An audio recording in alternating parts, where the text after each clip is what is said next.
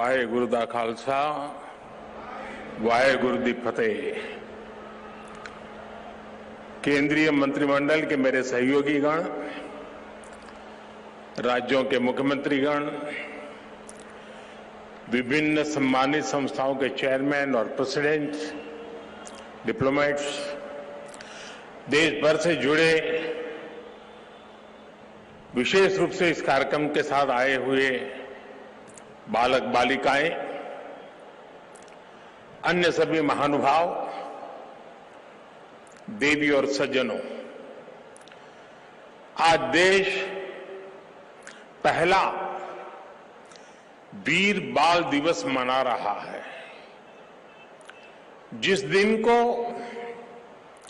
जिस बलिदान को हम पीढ़ियों से याद करते आए हैं, आज एक राष्ट्र के रूप में उसे एकजुट नमन करने के लिए एक नई शुरुआत हुई है।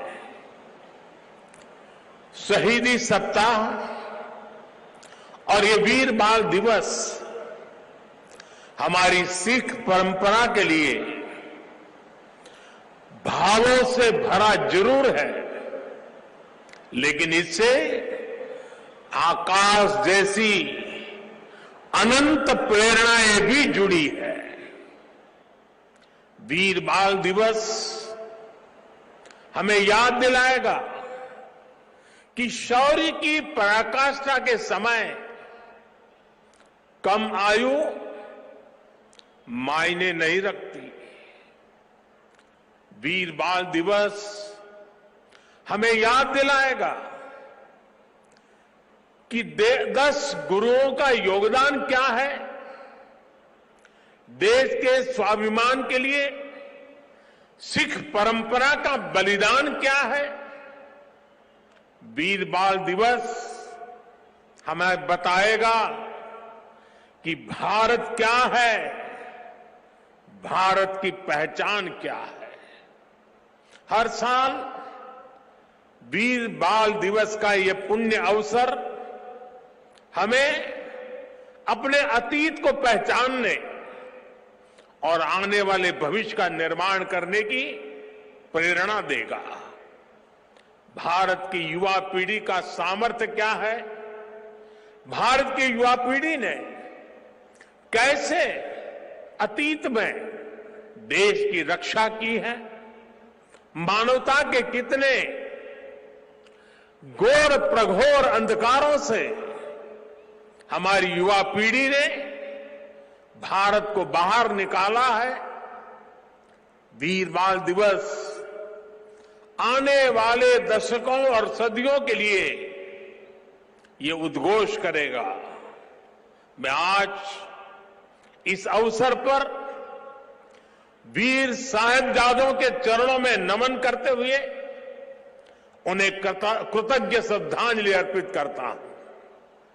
इसे मैं अपनी सरकार का सौभाग्य मानता हूं कि उसे आज 26 दिसंबर के दिन को वीर बाल दिवस के तौर पर घोषित करने का मौका मिला। मैं पिता दशमेश गुरु गोविंद सिंह जी और सभी गुरुओं के चरणों में भी भक्ति भाव से प्रणाम करता हूं। मैं मातृशक्ति की प्रतीक माता गुजरी के चरणों में भी अपना शीश झुकाता हूं। साथियों, विश्व का हजारों वर्षों का इतिहास क्रूरता के एक से एक खौफनाक अध्यायों से भरा है। इतिहास से लेकर किंवदंतियों तक हर क्रूर चेहरे के सामने महानायकों और महानायिकाओं के भी एक से एक महान चरित्र रहे हैं। लेकिन ये भी सच है कि चमकौर और सरहिंद के युद्ध में जो कुछ हुआ वो भूतो न भविष्यति था। ये अतीत हजारों वर्ष पुराना नहीं है, कि समय के पहियों ने उसकी रेखाओं को धुंधला कर दिया।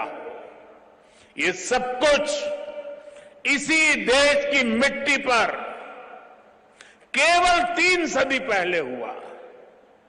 एक और धार्मिक कट्टरता, और उस कट्टरता में अंधी इतनी बड़ी मुगल सल्तनत, दूसरी ओर ज्ञान और तपस्या में तपे हुए हमारे गुरु, भारत के प्राचीन मानवीय मूल्यों को जीने वाली परंपरा, एक और आतंक की पराकाष्ठा, तो दूसरी ओर अध्यात्म का शीर्ष, एक और मजहबी उन्माद, तो दूसरी ओर सब में ईश्वर देखने वाली उदारता, और इस सब के बीच एक और लाखों की फौज, और दूसरी ओर अकेले होकर भी निडर खड़े गुरु के वीर साहबजादे। ये वीर साहबजादे किसी धमकी से डरे नहीं, किसी के सामने झुके नहीं।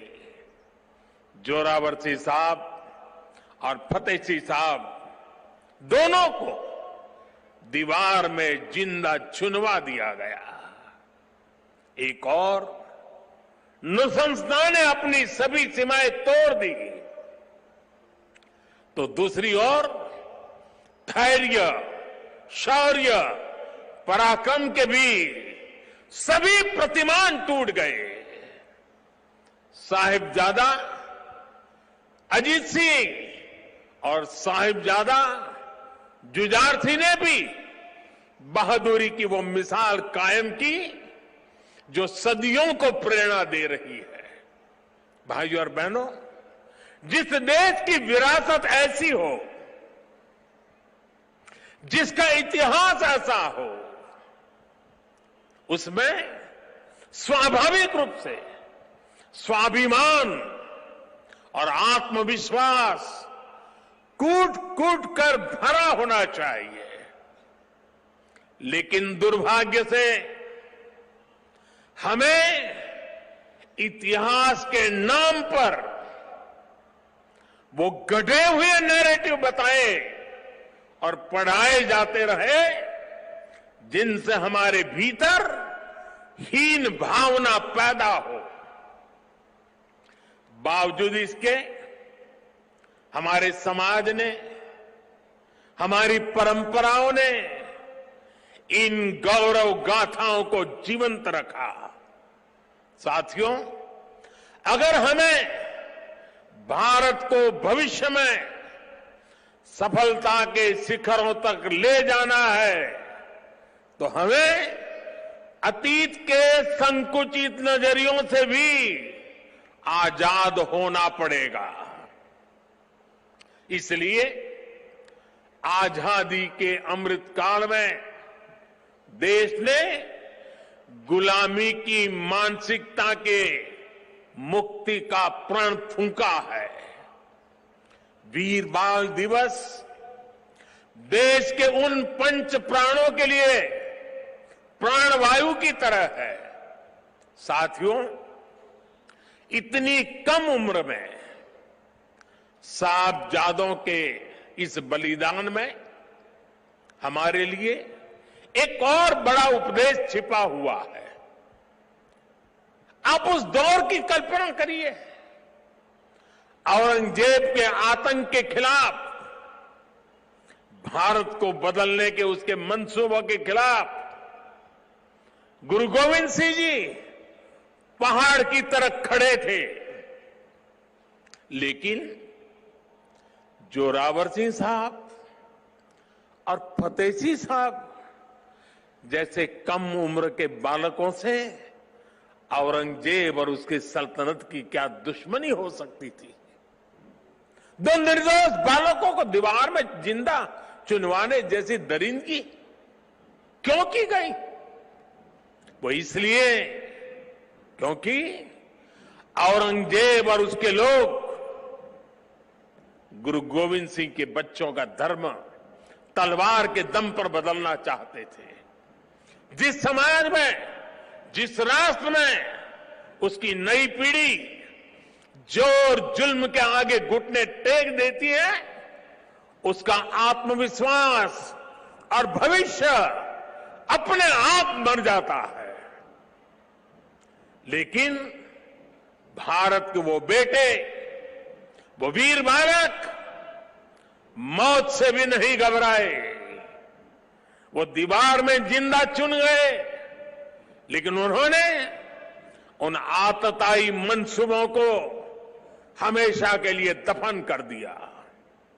यही किसी भी राष्ट्र के समर्थ युवा का सामर्थ्य होता है। युवा अपने साहस से समय की धारा को हमेशा के लिए मोड़ देता है। इसी संकल्प शक्ति के साथ आज भारत की युवा पीढ़ी भी देश को नई ऊंचाई पर ले जाने के लिए निकल पड़ी है। और इसलिए अब 26 दिसंबर को वीर बाल दिवस की भूमिका और भी अहम हो गई है। साथियों, सिख गुरु परंपरा केवल आस्था और आध्यात्म की परंपरा नहीं है, ये एक भारत श्रेष्ठ भारत के विचार का भी प्रेरणा पुंज है। हमारे पवित्र गुरु ग्रंथ साहब से बड़ा इसका उदाहरण और क्या हो सकता है। इसमें सिख गुरुओं के साथ साथ भारत के अलग अलग कोणों से 15 संतों और 14 रचनाकारों की वाणी समाहित है। इसी तरह आप गुरु गोविंद सिंह जी की जीवन यात्रा को भी देखिए। उनका जन्म पूर्वी भारत में पटना में हुआ। उनका कार्यक्षेत्र उत्तर पश्चिमी भारत के पहाड़ी अंचलों में रहा और उनकी जीवन यात्रा महाराष्ट्र में पूरी हुई। गुरु के पंच प्यारे भी देश के अलग अलग हिस्सों से थे। और मुझे तो गर्व है कि पहले पंच प्यारों में एक उस धरती से भी था, द्वारिका से, गुजरात से, जहां मुझे जन्म लेने का सौभाग्य मिला है। व्यक्ति से बड़ा विचार, विचार से बड़ा राष्ट्र, राष्ट्र प्रथम का यह मंत्र गुरु गोविंद सिंह जी का अटल संकल्प था। जब वो बालक थे तो ये प्रश्न आया कि राष्ट्र धर्म की रक्षा के लिए बड़ी बलिदान की जरूरत है। उन्होंने अपने पिता से कहा कि आपसे महान आज कौन है, ये बलिदान आप दीजिए। जब वो पिता बने तो उसी तत्परता से उन्होंने अपने बेटों को भी राष्ट्र धर्म के लिए बलिदान करने में संकोच नहीं किया। जब उनके बेटों का बलिदान हुआ तो उन्होंने अपनी संगत को देखकर कहा, 4 मुए तो क्या हुआ, जीवत कई हजार। अर्थात मेरे 4 बेटे मर गए तो क्या हुआ, संगत के कई हजार साथी, हजारों देशवासी मेरे बेटे ही है। देश प्रथम, नेशन फर्स्ट को सर्वोपरि रखने की ये परंपरा हमारे लिए बहुत बड़ी प्रेरणा है। इस परंपरा को सशक्त करने की जिम्मेदारी आज हमारे कंधों पर है। साथियों, भारत की भावी पीढ़ी कैसी होगी, ये इस बात पर भी निर्भर करता है वो किससे प्रेरणा ले रही है। भारत की भावी पीढ़ी के लिए प्रेरणा का हर स्रोत इसी धरती पर है। कहा जाता है कि हमारे देश भारत का नाम जिस बालक भारत के नाम पर पड़ा, वो सिंहों, और दानवों तक संहार करके थकते नहीं थे। हम आज भी धर्म और भक्ति की बात करते हैं तो भक्तराज प्रहलाद को याद करते हैं। हम धैर्य और विवेक की बात करते हैं तो बालक ध्रुव का उदाहरण देते हैं। हम मृत्यु के देवता यमराज को भी अपने तप से प्रभावित कर लेने वाले नचिकेता को भी नमन करते हैं, जिस नेत्री नचिकेता ने बाल्यकाल में यमराज को पूछा था, व्हाट इज डेथ, मृत्यु क्या होता है।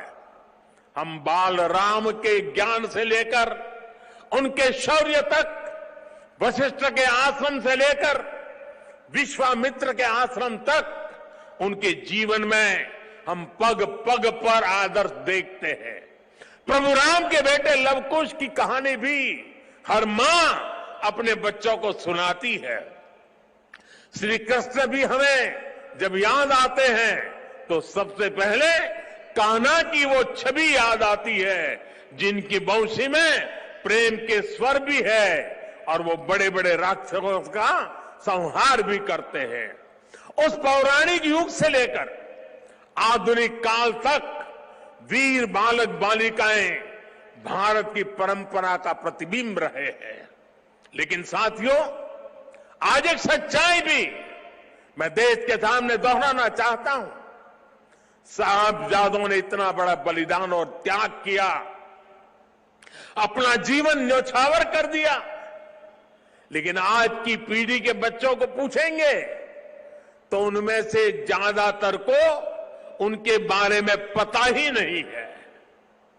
दुनिया के किसी देश में ऐसा नहीं होता है कि इतनी बड़ी शौर्य गाथा को इस तरह भुला दिया जाए।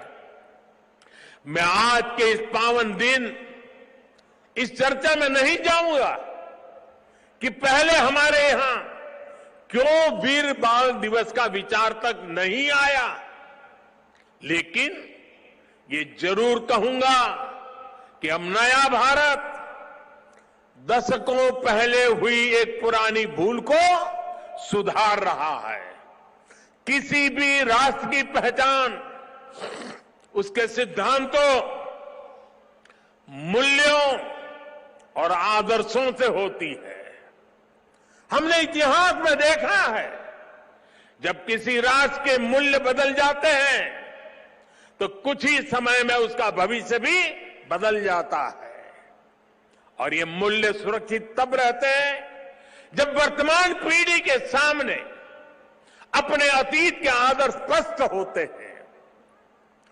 युवा पीढ़ी को आगे बढ़ने के लिए हमेशा रोल मॉडल्स की जरूरत होती है। युवा पीढ़ी को सीखने और प्रेरणा लेने के लिए महान व्यक्तित्व वाले नायक नायिकाओं की जरूरत होती है। और इसलिए ही हम श्री राम के आदर्शों में भी आस्था रखते हैं। हम भगवान गौतम बुद्ध और भगवान महावीर से प्रेरणा पाते हैं। हम गुरु नानक देव जी की वाणी को जीने का प्रयास करते हैं। हम महाराणा प्रताप और छत्रपति वीर शिवाजी महाराज जैसे वीरों के बारे में भी पढ़ते हैं। इसलिए ही हम विभिन्न जयंतियां मनाते हैं। सैकड़ों हजारों वर्ष पुरानी घटनाओं पर भी पर्वों का आयोजन करते हैं।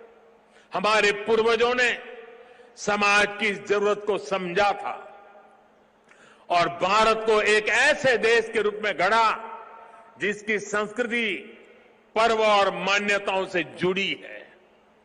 आने वाली पीढ़ियों के लिए यही जिम्मेदारी हमारी भी है।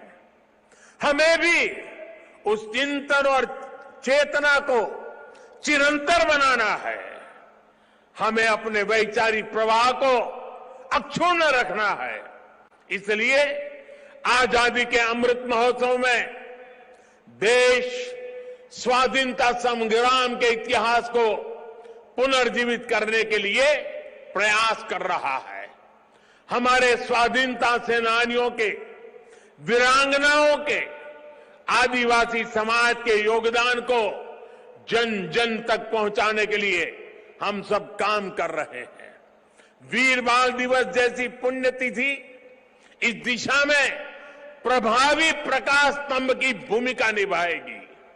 साथियों, मुझे खुशी है कि वीर बाल दिवस से नई पीढ़ी को जोड़ने के लिए जो क्विज कंपटीशन हुआ, जो निबंध प्रतियोगिता हुई, उसमें हजारों युवाओं ने हिस्सा लिया है।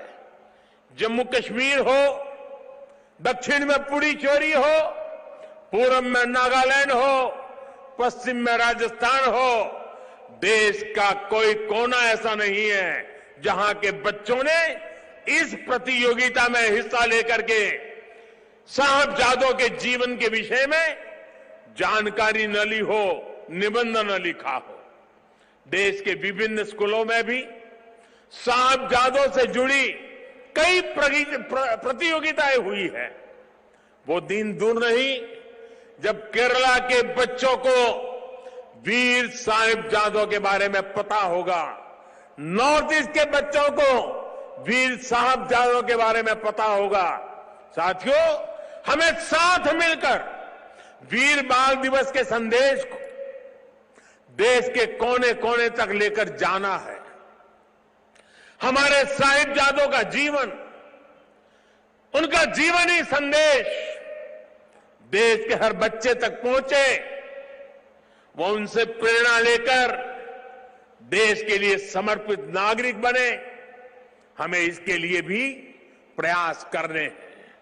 मुझे विश्वास है हमारे एकजुट प्रयास समर्थ और विकसित भारत के हमारे लक्ष्य को नई ऊर्जा देंगे। मैं फिर एक बार वीर साहिबजादों के चरणों में नमन करते हुए इसी संकल्प के साथ आप सभी का हृदय से बहुत बहुत धन्यवाद करता हूं।